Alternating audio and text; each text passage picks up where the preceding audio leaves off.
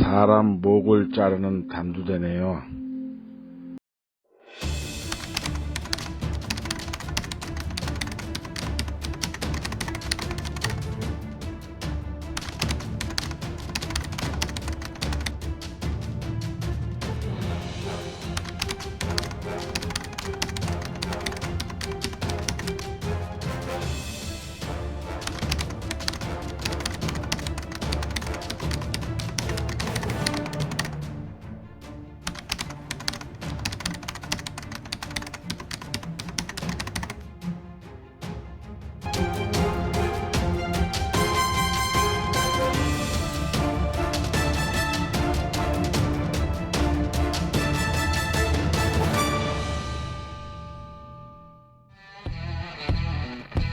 야, 또 간다.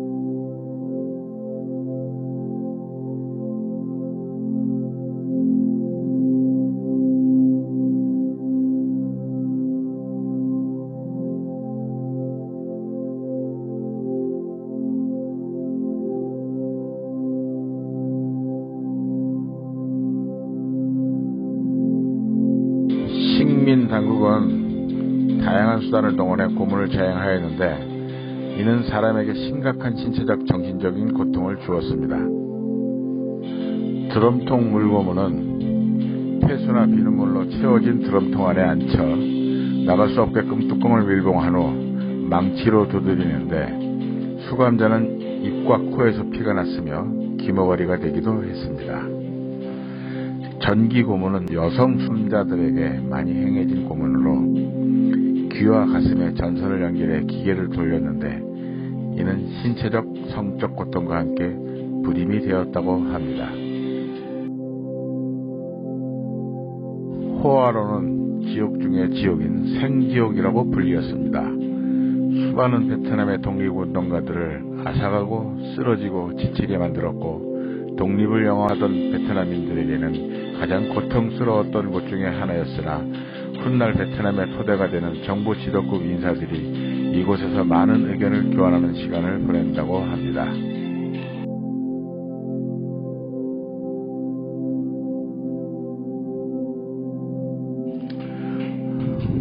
자, 여기 보이는 단두대 기요틴이라고 하죠.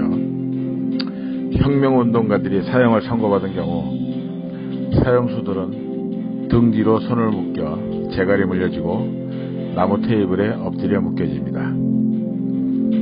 집행인이 밧줄을 당기면 칼날이 떨어지고 앞에 놓인 철 양동이에 잘린 머리가 당기고 몸통은 옆에 대바구니에 넣어뒀다가 처리합니다. 집행인은 베트남 사람이었는데 프랑스는 이 사형 집행인을 훈련시키는데 엄청난 공을 들였다고 합니다. 단두대는 해체 및 조립이 가능한 구조여서 수감자의 고향으로 옮겨지고는 보란듯이 처형시키기도 했답니다. 이것들이 인간입니까? 그 사형당하는 사람들은 조국 베트남을 위해 싸우던 사람들입니다.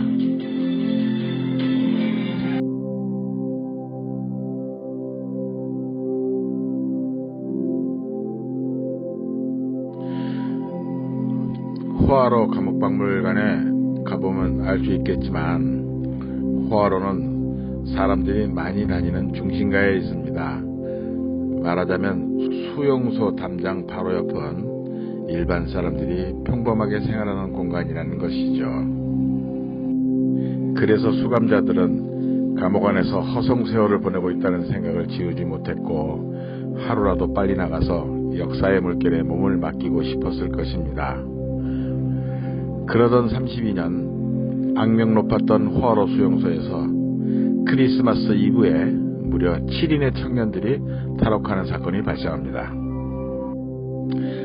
사진 왼쪽부터 1번 응우옌 렁방, 훗날 베트남 국립은행장, 소련 주재 첫 베트남 대사, 재무부 장관, 국가부주석까지 됩니다. 2번은 보주이 끄엉, 3번은 응우옌 쫑담, 4번은 팜광릭, 5번은 부이수언원, 6번은 응우옌 따오, 훗날 하노이 공안국장, 베트남 공안부 법집행 농림부 차관, 산림부 장관이 됩니다. 7번 내린 뚜엔. 이들은 신체 및 정신에 문제가 생길 시에 발급되는 교도소 건강진단서를 통해 호화로를 벗어났는데, 이 진단서를 발급받기 위한 방법이 기상천외했답니다. 이 7명의 수감자들은 뜻을 모아 탈출하기로 결심한 후 아픈 척 연기하기로 했습니다. 결핵을 앓는 것처럼 보이기 위해 쉴 새 없이 기침을 해 입에서 피를 토했고, 숨을 참아 심박수를 조절해서 심장이 거의 멎어 위독한 것처럼 연기했다고 합니다. 사진에서 제일 오른쪽에 있는 7번 내린 뚜엔이라는 남자는 정신에 이상이 있는 것처럼 보이도록 밤낮으로 소리를 지르고 머리를 벽에 부딪혔다고 합니다. 그렇게 5명은 교도소 내 의무관들을 속여 성공적으로 건강에 이상이 있다는 진단서를 받아 푸조안 병원으로 이송됐으나, 사진에서 제일 왼쪽 첫 번째 있는 1번 응우옌 렁방과 2번 보주이 끄엉, 이 2명은 발급을 받지 못한 상태였다고 합니다. 5일을 굶어보았으나 간수는 신경조차 쓰지 않았기에 이 2명은 결국 최후의 수단으로 자살을 가장해 목을 찌르기로 하고, 차갑고 날카로운 것을 구해다가 스스로 목을 찔러 급하게 수레에 실려 같은 병원으로 이송됩니다. 이때 먼저 들어간 5명의 수감자들은 상대적으로 감시가 덜한 병원 내에서 진정제와 톱날 등을 구하는 데 성공한 상태였는데, 프랑스 간부들이 크리스마스 향수에 젖어 감시가 소홀한 크리스마스 이브를 거사일로 잡았습니다. 정신질환을 연기해 이송된 7번의 레딘 뚜엔이 고래고래 소리를 지르고 욕을 해 소리를 감추는 사이, 나머지 인원들이 톱날로 병원의 창틀을 잘라 푸조안 병원을 성공적으로 탈출했습니다.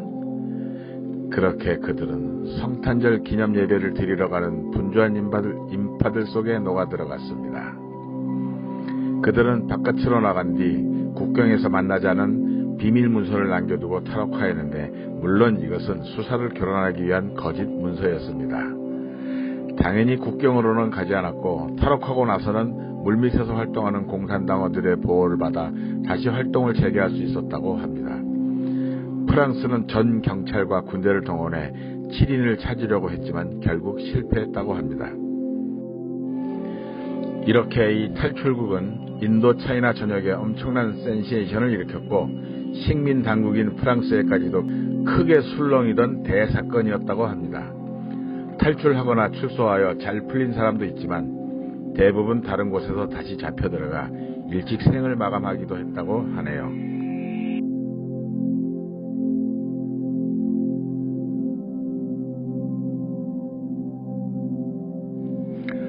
(1945년도에는) 하수구를 통한 집단 탈옥 사건이 있었습니다. 본 내용은 그 슬기로운 생활인가 하는 그 블로거가 작성해 놓은 그 내용을 토대로 작성한 내용이라, 그분의 그 생각과 또 내 생각이 일치하는 부분이 상당히 많기 때문에 그분이 보는 시각에서 작성한 것을 조금 각색해서 제가 다시 글을 작성했습니다. 역사는 동시다발적인 사건들이 합쳐져 엄청나게 거대한 물결이 됩니다. 아무도 탈옥하지 못할 것이라는 호화로에서 7명의 수감자가 탈옥한 이후 프랑스는 호화로의 쇠창살을 덧대는 등 감옥을 더욱 탈옥이 불가능하게 개조합니다. 그러던 1940년 제2차 세계대전이 터지고 프랑스가 독일한테 빠르게 항복해버려 프랑스가 항복해서 식민지를 뺏길 위기에 처하자 프랑스는 일본에게 이런 제안을 합니다. 베트남을 프랑스와 일본이 공동으로 통치하자 라는 아주 희한한 그리고 야비한 합의를 합니다. 그렇게 갑자기 베트남 국민들은 꼭두각시 같은 종이 베트남 왕조에 프랑스 식민 당국에 일본군 사령부까지 3중으로 세금을 내야 했으며 온갖 수탈로 나라가 정말 탈탈 털렸습니다. 원글 쓴 사람도 공산당이 늘어날 수밖에 없는 구조였을 것 같다라는 탄식을 하더군요. 나도 마찬가지입니다. 프랑스는 일본을 믿고 공동 통치를 합의했지만 믿을 놈들을 믿어야지 결국 일본은 프랑스의 뒤통수를 칩니다. 1945년 일본은 결국 베트남에서 프랑스를 몰아내고 본인들이 단독 지배하려는 야욕을 드러내게 됩니다. 일본군은 포화로에 있는 프랑스 간부들까지 몰아내버리고 본인들이 수용소를 차지해버리는데 갑자기 벌어진 일에 프랑스 간수는 패닉에 빠지고 이때를 활용하여 대규모 탈옥이 계획됩니다.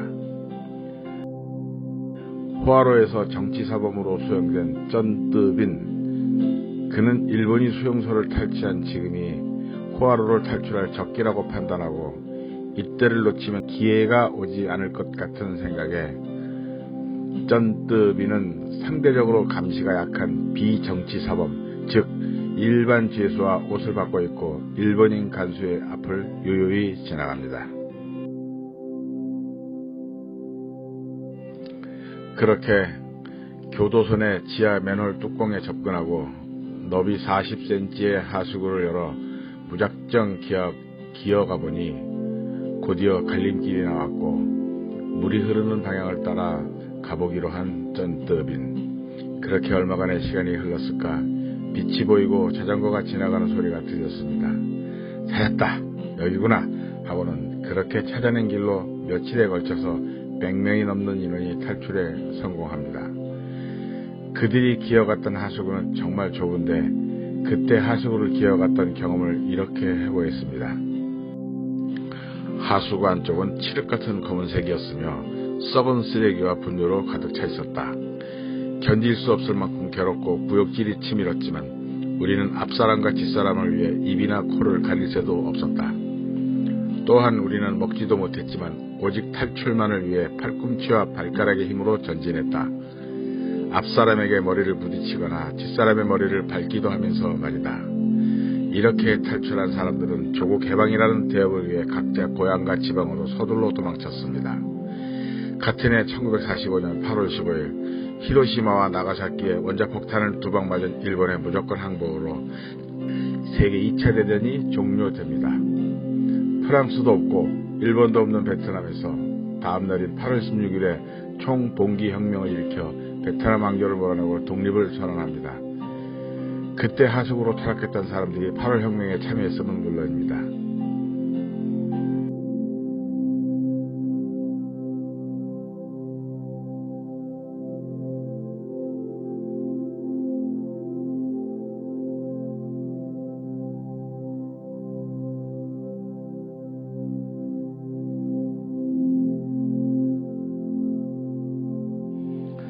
탈출기를 보고 나오니까 중간에 기념품을 파는 샵이 있더라고요. 근데 호화로에 관련된 기념품인 줄 알았더니 일반 베트남 관광지 어디에나 볼 수 있는 그런 기념품이라서 별로 흥미를 못 느끼고 사지는 않았습니다.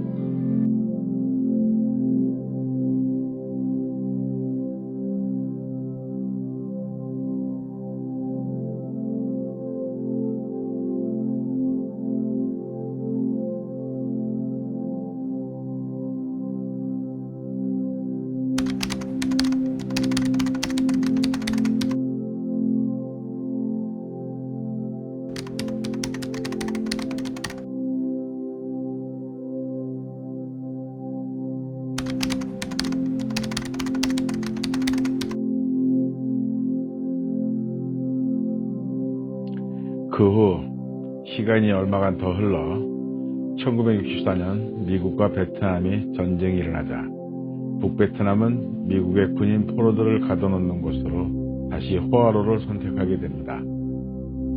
초기에는 미국의 조종사들을 많이 수감했는데 포로들은 전쟁 상황 속에서도 간단하고 반복적인 수감 생활을 보낼 수 있었다고 합니다.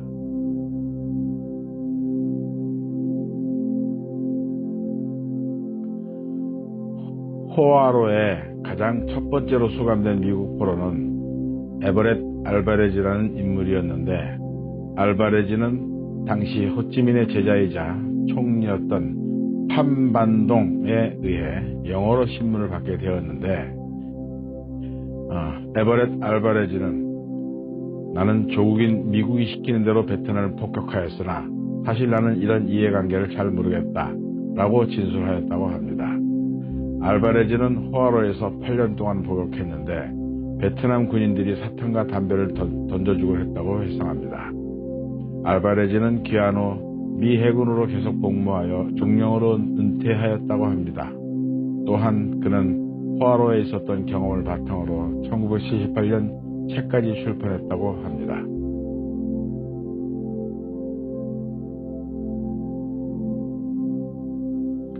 더글라스 피터슨은 베트남을 폭격한 공군이었습니다.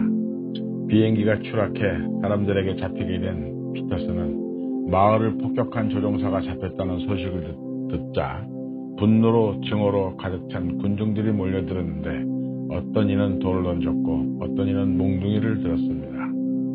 그때 한 베트남 남성이 이러면 안 된다며 마을 사람들을 저지했고 성난 민심에 죽을 뻔했던 피터슨은 이 남성에게 엄청난 고마움을 느꼈다고 합니다.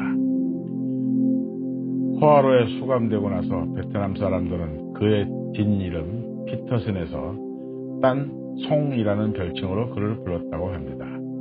더글라스 피터슨은 출소 후 다시 군에 복귀했으며 전쟁으로 실종된 미국 미아를 수색하기 위해 베트남으로 다시 돌아와 사람들과 재회합니다.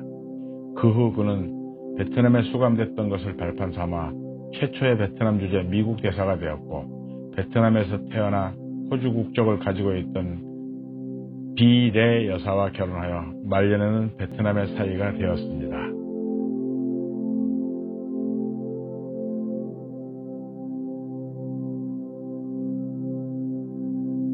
존 맥케인은 외국인 수감자들 중에서도 가장 유명한 사람일 겁니다. 1967년 하노이 상공에서 격추당해 뚝박 호수로 추락해 비상탈출한 존 맥케인. 수많은 파편에 찔리고 익사 위기에 처한 그를 많은 베트남인들이 무트로 끌어올렸고 현지 의료진들이 열악한 환경 속에서 그를 살려냅니다. 그 후 북베트남군의 심한 고문과 학대를 당했는데 그 후유증으로 평생 다리를 절게 됩니다. 존 맥케인이 수감된 지 2년이 흐른 1969년부터는 미국의 포로를 비인간적으로 대우한다는 여론이 퍼질까 걱정한 북베트남 정부가 직접 포로에 대한 고문과 학대를 금지하고 단속했는데 이때부터 존 맥케인도 좀 더 편한 생활을 하게 되었다고 합니다.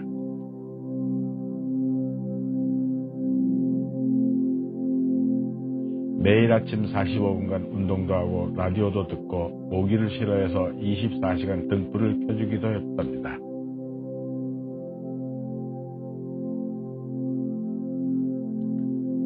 존 맥케인은 송환된 뒤 81년도에 정계에 입문하고 85년도에 미 상원의원에 선출된 후에는 베트남에 20번 이상 방문하고 호아로도 여러 차례 재방문하는 등 미국의 정치인으로서 베트남과 미국의 관계 정상화에 크게 기여합니다. 재미있는 것은 외국인 수감자들이 하노이 호아로 수용소에 잘 왔다 대신 하노이 힐튼 호텔에 오신 걸 환영합니다 라며 유명한 호텔 체인 힐튼 호텔에 빗대어 자신들의 갇힌 처지를 애써 위안했다고 합니다. 차후 외국인 포로에 대한 고문과 학대가 줄어들자 이들의 수감 생활은 훨씬 나아졌다고 합니다. 베트남 간수들은 엄청나게 우호적이진 않았지만 고문도 당하지 않게 되었고 맛있진 않았지만 음식도 충분히 지급되었으며 일주일에 두세 번 우물물로 목욕이 가능했습니다. 가족이 보내주는 물건들을 간직할 수 있었고 출소할 때는 본인의 물건을 가져갈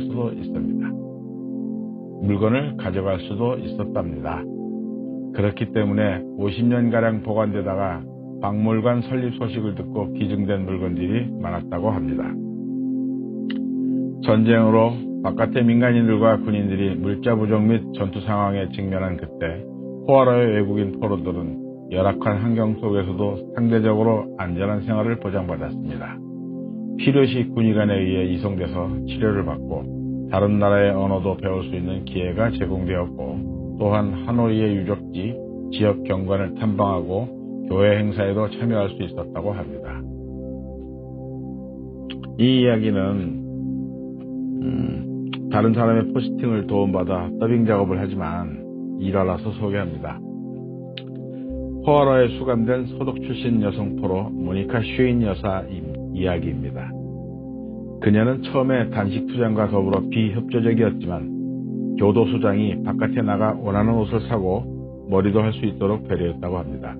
물론 이건 위법이라 교도소장은 징계를 받았다고 하네요. 모니카 여사는 그 후로 교도소 생활을 받아들였다고 합니다.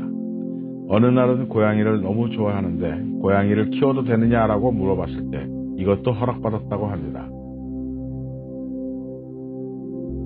모니카 여사는 너무 감격해서 교도소장에게 편지도 썼다고 합니다.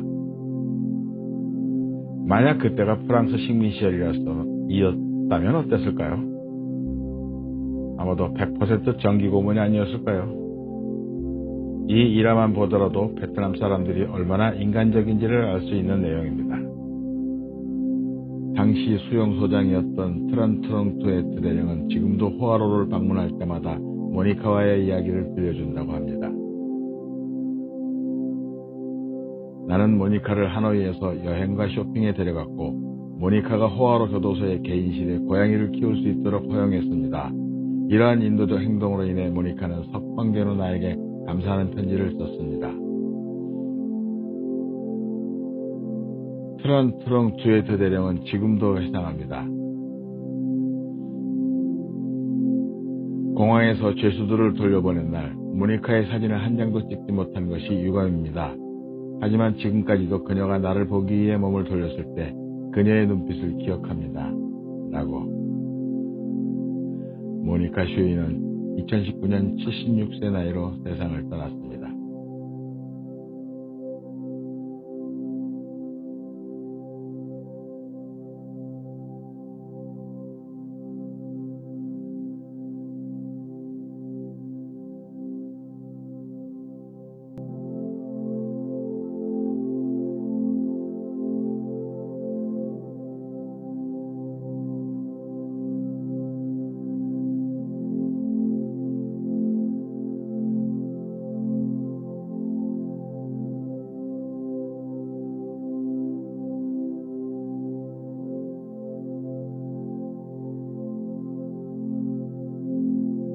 호아로에 수감됐던 미군 포로들이 베트남에 재방문하고 호아로를 다시 찾았던 장면들, 그렇게 서로를 이해하고 관계를 회복하려던 사진들이 많이 전시되어 있었습니다. 분명 잔인하고 비참한 역사였다 하더라도 호아로는 과거를 정확하게 기억하고 보다 나은 미래로 가기 위해 시간과 공간을 연결하고 있었습니다. 물론 호아로의 역사와 아픔을 가져다 공산당의 혁명 영웅담을 부각시키고 선전하려는 느낌이 없지 않아 있었지만 지금 우리가 지금까지 배운 공산주의와는 엄연히 선이 다르다는 걸 느낄 수 있었고 공산주의 조직의 수장이었던 호치민이 현재 베트남 온 국민의 존경과 사랑을 받고 있는 걸 보면 베트남은 분명 위대한 혁명의 길을 걸어온 것만은 틀림없다는 생각입니다. 그리고 호아로는 생생한 역사의 현장인 것은 분명하니까 한 번쯤은 가보는 것을 적극 추천하고 싶습니다.